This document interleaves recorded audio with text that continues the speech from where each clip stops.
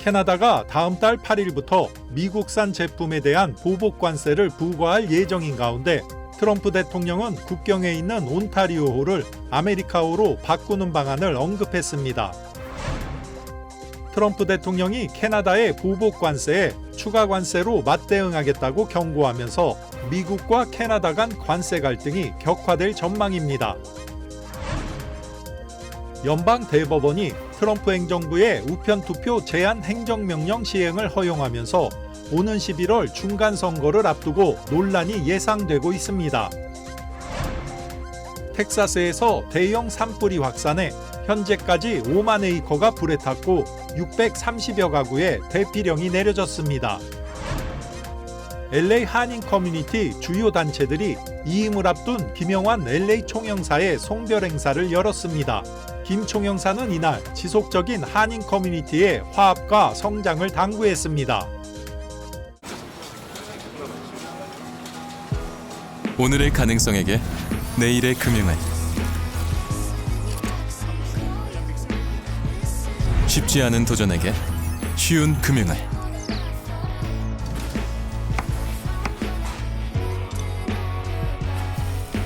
더 커지는 꿈에게 더 힘이 되는 금융을 이것이 당신과 PCB의 시너지 PC빌리티 PCB뱅크. 시청자 여러분 안녕하십니까? KBS 아메리카 뉴스입니다.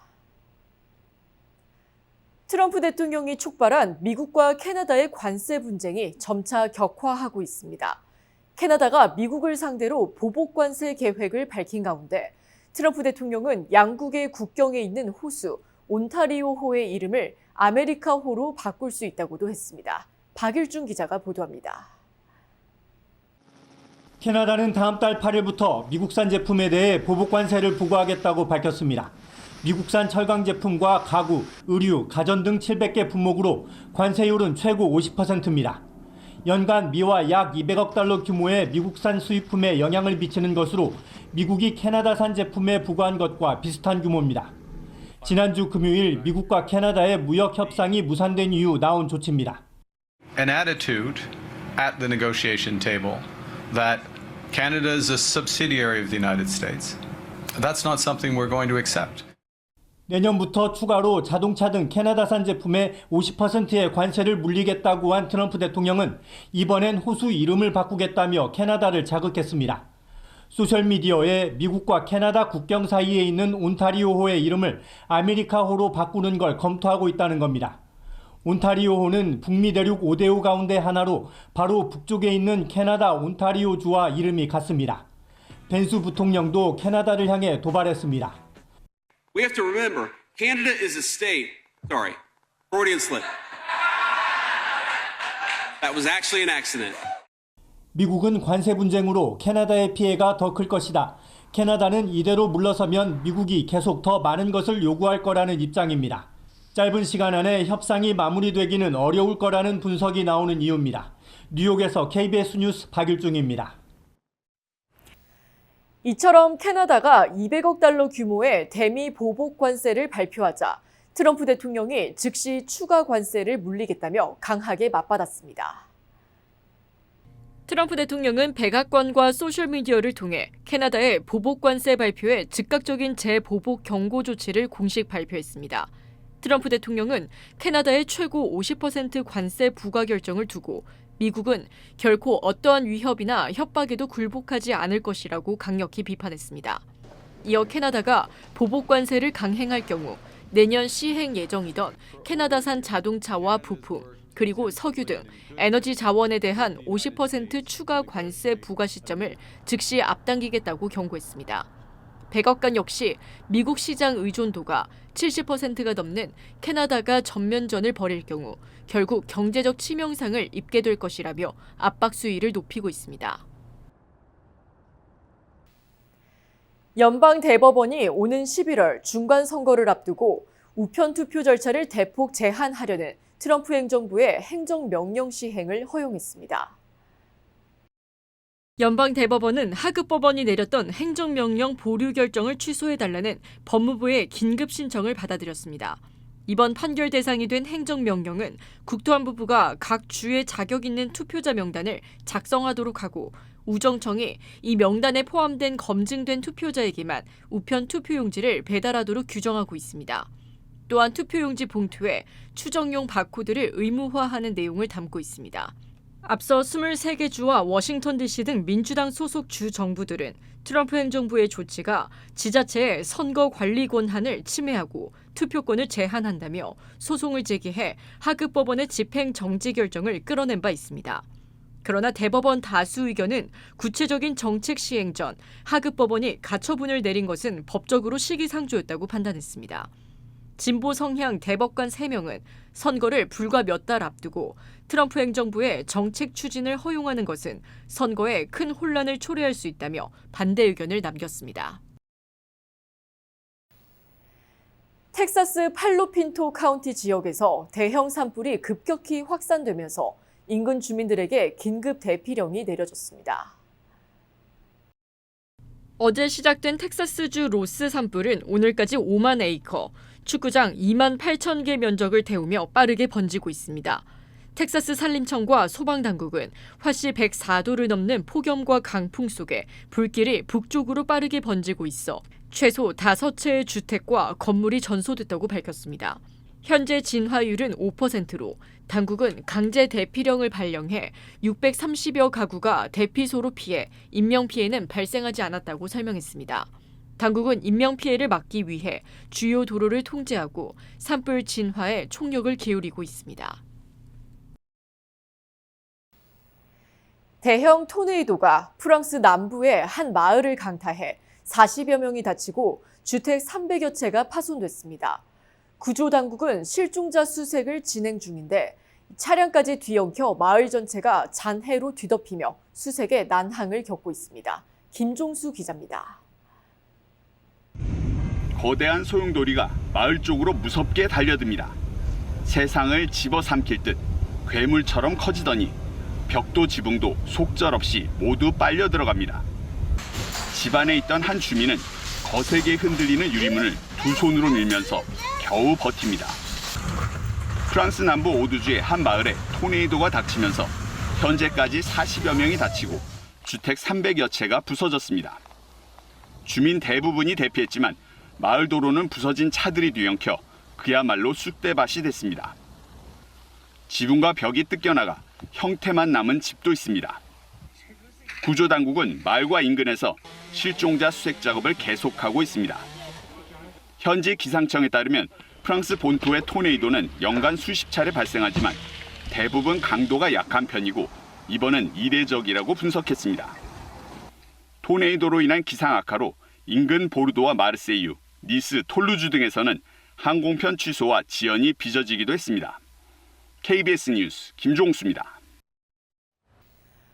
오리건주의 한 주택에서 불이 나 3대 일가족과 방문객 등 5명이 숨지고 반려동물까지 총탄에 피살된 사건이 발생했습니다. 지난 22일 새벽 오리건주 포리스트 그로브의 한 주택에서 36세 벤저민 파커가 3대 일가족 등 5명과 반려동물들을 총격 살해하고 불을 지른 사건이 발생했습니다. 경찰이 유령 용의자로 파커를 지목한 것은 20대 여성 스텔라의 남자친구이자 일가족이 거주하는 주택을 자유롭게 출입할 수 있는 인물이었기 때문입니다. 파커는 현장에서 도주한 후 인근 워싱턴주에서 숨진 채 발견됐으며 경찰은 극단적 선택으로 보고 있습니다. 수사당국은 파커가 범행을 저지른 구체적인 동기를 밝히기 위해 수사를 확대하고 있습니다. 장기간 거래가 없는 주식이나 금융자산을 미청구 재산으로 분류해 캘리포니아 주정부로 이관하는 절차가 대폭 간소화될 전망입니다. 장기 투자자들의 자산 관리주의가 요구됩니다. 캘리포니아 주의회가 미청구 재산의 주정부 이관과 관리 절차를 단축하는 법안을 추진하고 있습니다. 마이크 깁슨 주 하원 의원이 발의한 이번 법안은 3년 이상 거래나 활동이 없는 금융계좌와 주식을 대상으로 합니다. 금융기관이 해당 투자자에게 개별 통지를 보낸 후 6개월 동안 응답이나 활동이 없으면 미청구 자산으로 최종 분류해 주정부로 이관하도록 했습니다. 현재 캘리포니아주가 보관 중인 미청구 재산은 약 150억 달러에 달합니다. 법안이 통과되면 기존보다 이관과 처리 기간이 약 1년가량 단축돼 행정 효율성은 높아지지만 장기 투자를 해온 실소유주의 자산이 뜻하지 않게 주정부로 넘어가 동결될 수 있다는 우려도 나오고 있습니다. 금융업계는 단순한 연락불통을 이유로 계좌가 동결되고 이관될 경우 주식 매도나 금융거래에 차질이 생겨 투자 심리에 악영향을 미칠 수 있다는 지적입니다. 전문가들은 주정부의 자산이 이관되더라도 온라인 사이트를 통해 언제든 환급 신청이 가능하지만 미리 계좌 로그인이나 정기적인 거래 내역 확인을 통해 미청구 자산 분류를 막는 것이 가장 안전하다고 조언했습니다. 트럼프 행정부가 관광이나 출장 등 단기 비자로 미국에 입국해 망명을 신청했거나 관련 절차를 밟고 있는 외국인 20만 명의 비자를 일괄 취소할 방침인 것으로 알려졌습니다. AP통신은 미 국무부가 향후 몇 주 안에 B1 상용 비자와 B2 관광 비자를 통해 입국한 후 망명을 신청한 외국인들의 비자를 취소하는 방침을 발표할 예정이라고 보도했습니다. 대상은 2016년부터 2026년 사이 발급된 비자로 입국해 망명을 신청한 사람들로 최대 20만 명에 달해 미 역사상 최대 규모의 일괄 비자 취소 사례가 될 전망입니다. 국무부는 단기 체류 목적으로 비자를 받은 후 영구 체류를 위해 망명을 신청하는 행위를 허위 비자 신청이나 법률 악용으로 규정하고 국토안보부와 협력해 강력 대처하겠다는 입장입니다. 크리스토퍼 랜도 국무부 부장관은 SNS를 통해 망명이 이민법을 우회하는 편법으로 쓰여서는 안 된다며 강력한 단속 의지를 밝혔습니다. 다만 당국자들은 비자가 취소되더라도 심사가 진행 중인 망명 신청자가 즉시 추방되는 것은 아니며 단기 방문자 신분에서 망명 대기자로 재분류되는 것이라고 설명했습니다. 이번 조치가 시행될 경우 인권과 이민법 단체들의 대규모 법적 소송 등 강한 반발이 이어질 것으로 전망됩니다. 한인 커뮤니티 주요 단체들이 내일 한국으로 귀임하는 김영환 LA 총영사를 위한 송별 행사를 개최했습니다. 이유수 기자입니다. 지난 금요일 LA 총영사 관저로 한인 커뮤니티 단체 관계자들이 모여들기 시작했습니다. LA와 오렌지 카운티, 인랜드와 샌디에이고, 애리조나와 네바다주에서 활동하고 있는 한인 커뮤니티 단체 40여 곳이 4년 6개월의 임기를 마치고 귀임하는 김영환 LA 총영사의 송별 행사를 준비한 겁니다. 다음 세대들에게도 계속 보여줄 수 있는 좋은 전례로 좀 삼았으면 좋겠다 생각해서 모든 이런 생각을 같이 해주시는 우리 단체장님들과 같이 한 마음으로 이번 행사를 기획하고 준비하게 됐습니다. 당초 석별의 정을 나누는 아쉬운 행사가 될 것으로 전망됐지만 실제 행사는 밝은 분위기로 가득했습니다. 특히 오랜 기간 동안 김영환 총영사를 보좌한 박철 영사의 특별 무대는 참석자들에게 높은 호응을 얻었습니다. 김영환 LA 총영사는 한인 커뮤니티와의 인연을 소중히 생각하며 더욱 성장할 수 있기를 기대한다고 밝혔습니다. 이렇게 좋은 자리를 만들어 주셔서 우리 한인 단체장 여러분들과 한인사회 모든 분들께 감사의 말씀을 드립니다. 변화의 시대에 중심을 잘 잡아서 더욱 성장할 수 있는 발판을 만들 수 있기를 기대합니다. 한인 커뮤니티 연합은 지역 전체가 하나의 한인 공동체로서 화합하는 의미로 행사를 기획했다고 강조했습니다. 한편 팬데믹 당시였던 지난 2022년 부임한 김영환 총영사는 임기 동안 무인 민원 발급기 도입 등 민원 서비스 디지털화에 앞장섰습니다. 후임 총영사로는 정강 현 에디오피아 대사가 내정됐습니다. KBS 뉴스 이우수입니다. 미국의 홍역 환자가 35년 만에 가장 많은 수준으로 급증한 가운데 펜실베니아에서 홍역 관련 사망자 2명이 발생했습니다. 올해 미국에서 보고된 첫 홍역 사망 사례입니다. 사망자들은 모두 백신을 접종하지 않은 랜캐스터 카운티 주민으로 확인됐습니다. 보건당국은 MMR 백신을 2차례 접종하면 홍역 예방 효과가 97%에 달한다며 백신 접종을 당부했습니다. 폭염을 피해 바다를 찾는 주민들이 늘고 있는 가운데 LA 카운티 일부 해변에 수질 경고가 내려졌습니다. LA 카운티 보건국은 최근 검사에서 주요 해변 7곳의 박테리아 수치가 주정부 기준을 초과했다고 밝혔습니다.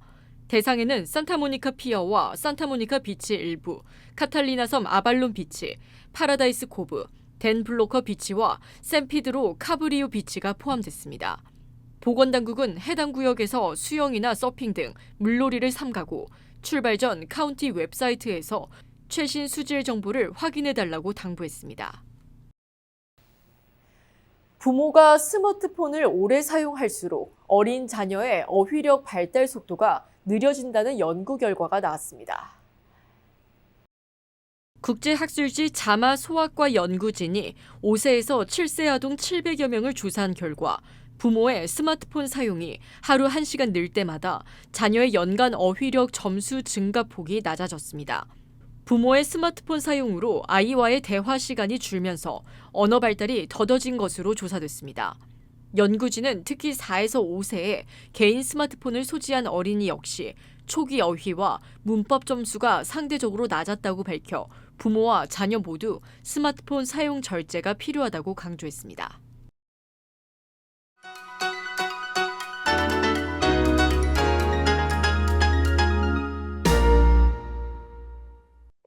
주식시장은 오늘 상승했습니다.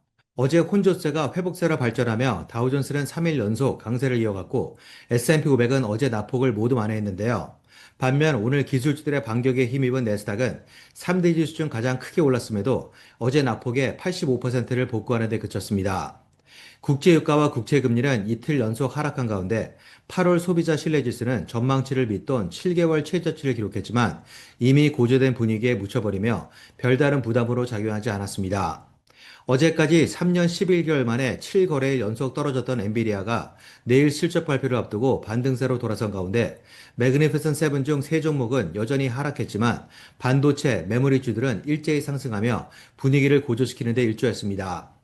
다만 내일 엔비디아의 실적 발표에 앞서 개인 소비 지출과 2분기 GDP 속보치가 공개되는 상황에서 관망세가 짙어진 만큼 투자 심리는 매수 쪽으로 기울고도 강력한 패닉 바잉으로 발전하지 못했는데요.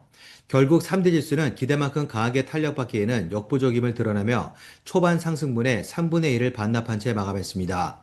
지금까지 김지한이었습니다.